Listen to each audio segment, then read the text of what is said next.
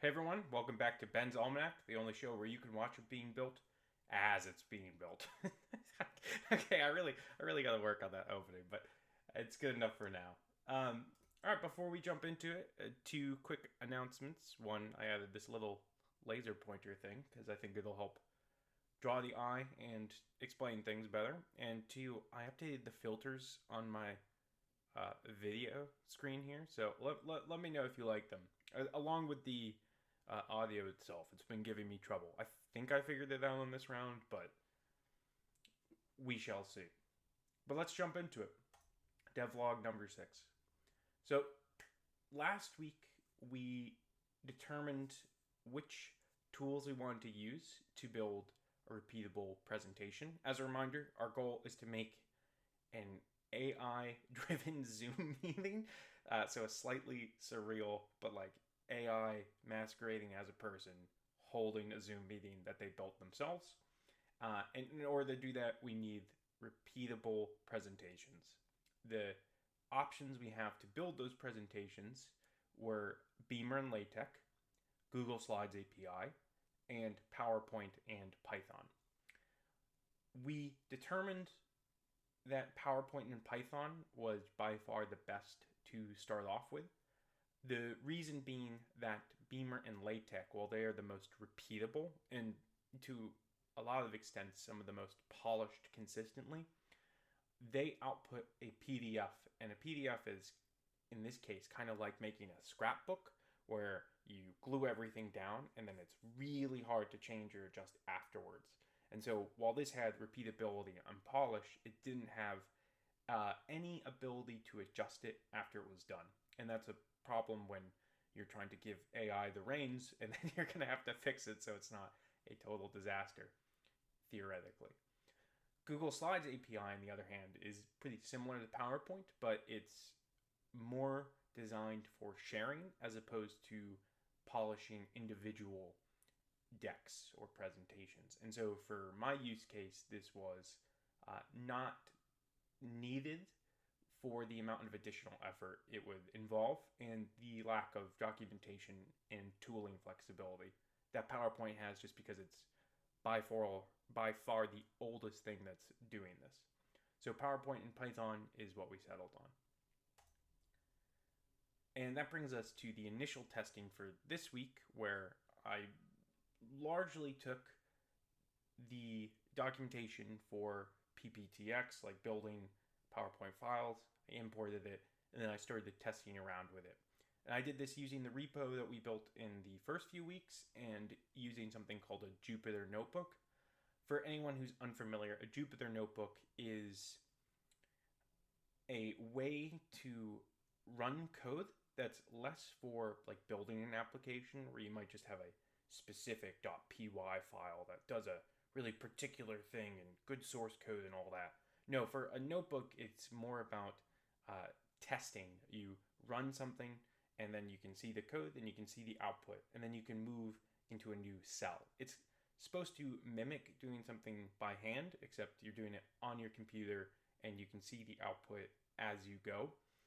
And it is most commonly used in data environments or statistical work, or anytime you want to show in, say, an academic setting or elsewhere, exactly what you did to get a particular result. It's really good for that because it shows the sequence of thoughts, just like you were writing it out by hand one step at a time and proving each step. And I'm most familiar with that, so it's really helpful for me to start there. So I pulled that up, I imported all the stuff, and I ran it, and I did indeed get working examples of PowerPoint files. So I was pretty excited about that the environment was set up, working properly, the repo was running, all of that good stuff. However, it was also incredibly ugly.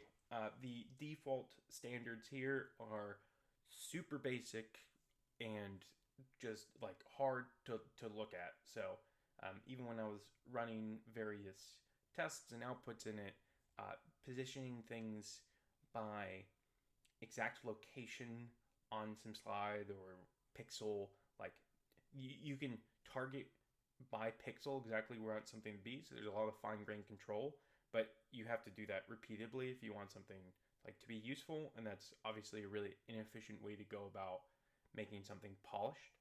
So like this was a good first step, but obviously not sufficient for what we're trying to do here, which is like decks that are fun, but like also not horrible to look at. So the easy solution here is just to create a PowerPoint template. This is a .potx file. These are very standard. They're basically like a PowerPoint specific templater. It's like something PowerPoint made or Microsoft made, where you spin it up and then you adjust something in some master file, and then when you go to like add a new slide or determine what slide it is, it'll automatically populate exactly what it's going to do based on those masters. And that gives us working sets of fonts, colors, distances, sizes, all sorts of stuff that we can determine once, call in Python, and then reuse repeatedly.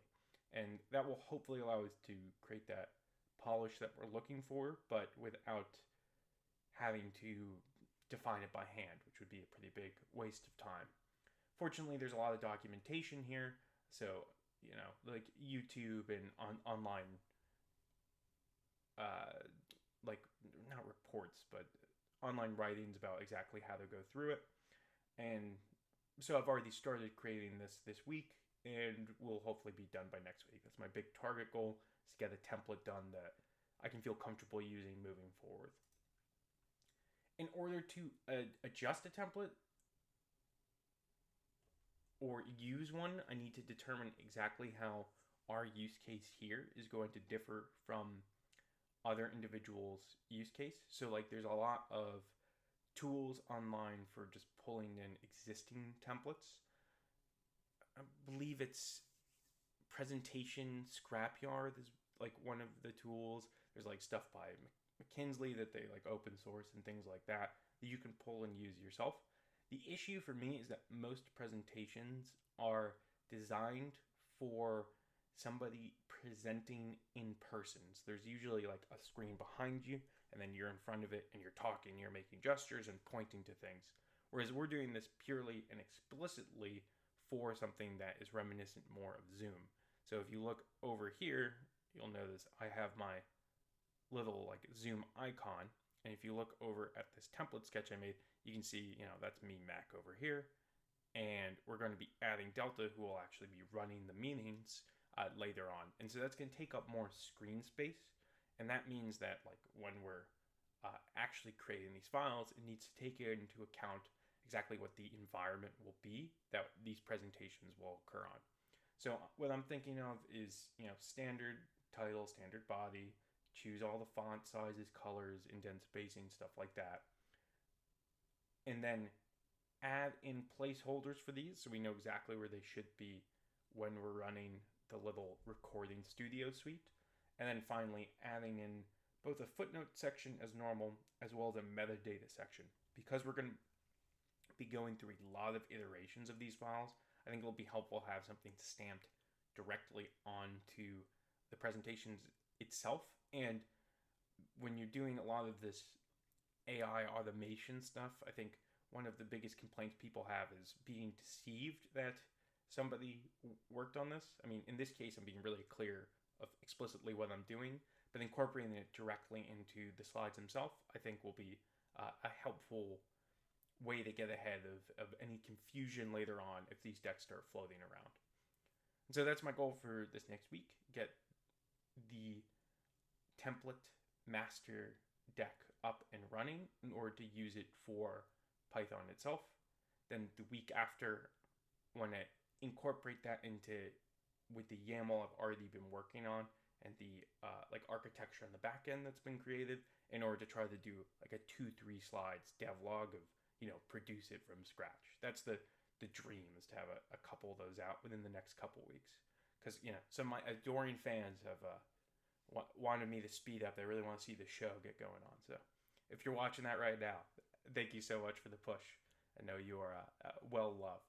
But yeah, okay. Thank you everyone for taking the time to be with me today, and have a most excellent rest of your week. Bye everyone.